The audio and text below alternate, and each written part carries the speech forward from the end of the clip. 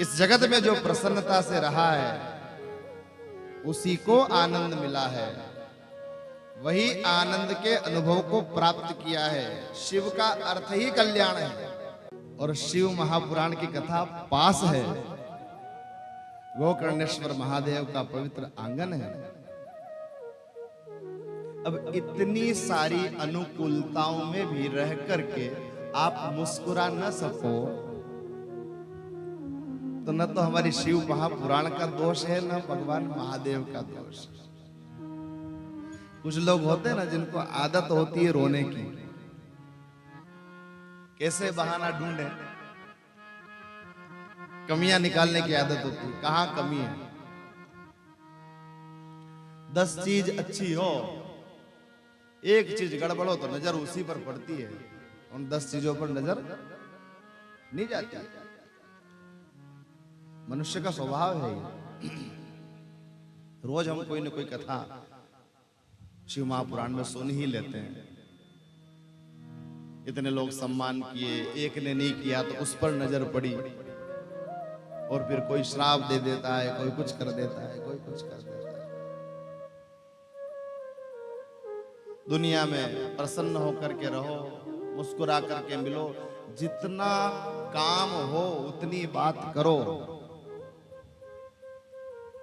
जितना अधिक समय संसार के पास जितना कम से कम कार्य हो बिता लो, छोड़ो। फिर अधिक से अधिक समय बिताना पड़े तो भगवान महादेव के साथ बिताओ, अपने इष्ट के साथ बिताओ, सदग्रंथों के साथ बिताओ।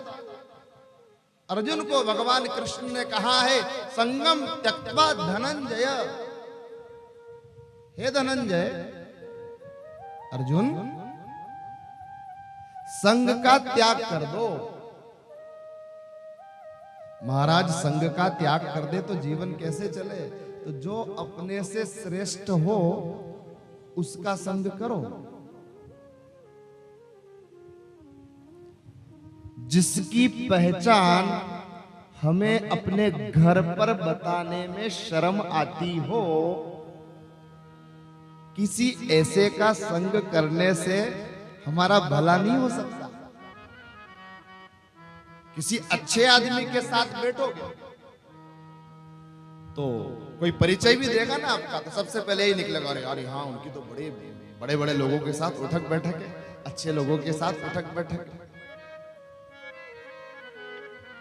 आदमी का स्वभाव 3 जगह से पता लगता है भैया। कितनी जगह से? एक, उसके जन्म से। जन्म कहां हुआ, माता पिता कौन है, परिवार कौन है, कुल कौन है, वंश कौन है। आज अभी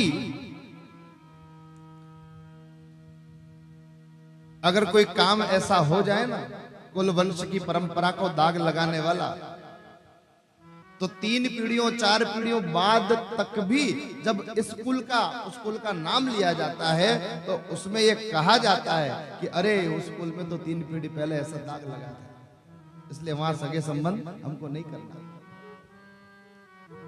और कोई एक, मैं प्रतिदिन निवेदन कर रहा हूं आपसे, बुराई एक भी बहुत बड़ी है और अच्छाई एक भी बहुत बड़ी। कोई एक कुल वंश का तारणहार मिल जाए, भगवान का भजन करने वाला मिल जाए, हरि के गुणगान करने वाला मिल जाए, भगवत भक्त मिल जाए, तीर्थों में वास करने वाला, पीढ़ी में अगर एक भी आ जाए तो आने वाली 4-5 पीढ़ियां उसके नाम से लोग जानने लगते, अरे उनके परिवार में इतना भगवान का भगत जन्म लिया।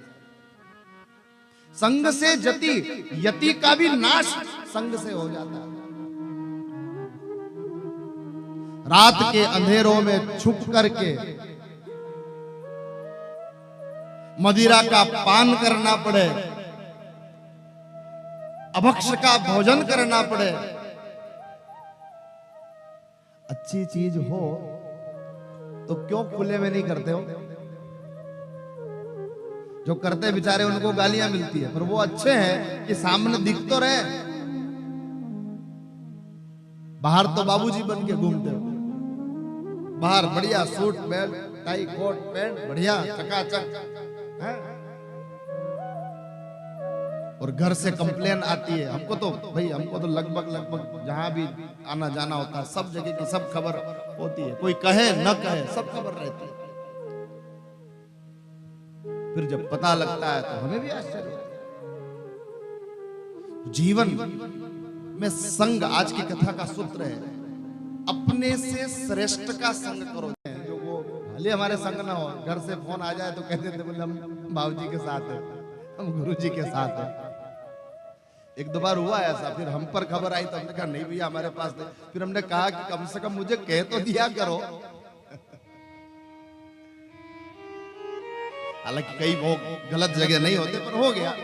कई बार जगदम्बा के क्रोध से बचने के लिए भी कुछ उपाय हो जाता है। और ये अधिकार देखो, सती शिव जी से झूठ बोली, लोग कथा सुनते तो पूछते हमसे महाराज जगदम्बा भवानी भगवान से झूठ बोली तो हम ये अधिकार तो हमको वहां से मिल गया। पर उसके बाद हुआ क्या ये भी तो सुना है आपने पिछले 2-3 दिनों में। धर्म का संग करो, धर्म ग्रंथों का संग करो, साधु पुरुष का संग करो, बुद्ध पुरुष का संग करो, महापुरुष का संग करो। और कोई न मिले तो रामचरितमानस खोल के बैठ जाओ, कोई न मिले गीता खोलकर बैठ जाओ, भगवान नाम का आश्रय कर लो।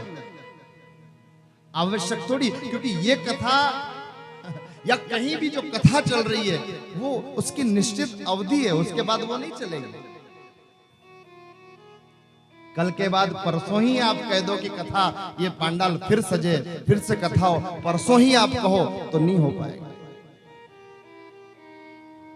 समय पल पल छिन छिन जा रहा है। ये 2:15 जो अभी बज रहे हैं कल भी बजेंगे, लेकिन कल के 2:15 में और आज के 2:15 में बहुत अंतर होगा, क्योंकि आज का 2:15 जीवन में फिर कभी बजने वाला नहीं है। समय बहुत कम है, इतना सा समय मिला है। पंडित जी महाराज 84 लाख योनियों के बाद मनुष्य योनि आई है। 84 लाख। आप कल्पना करो, इमेजिन करो, साइंस भी इसको एक्सेप्ट कर चुका है। 83 टाइम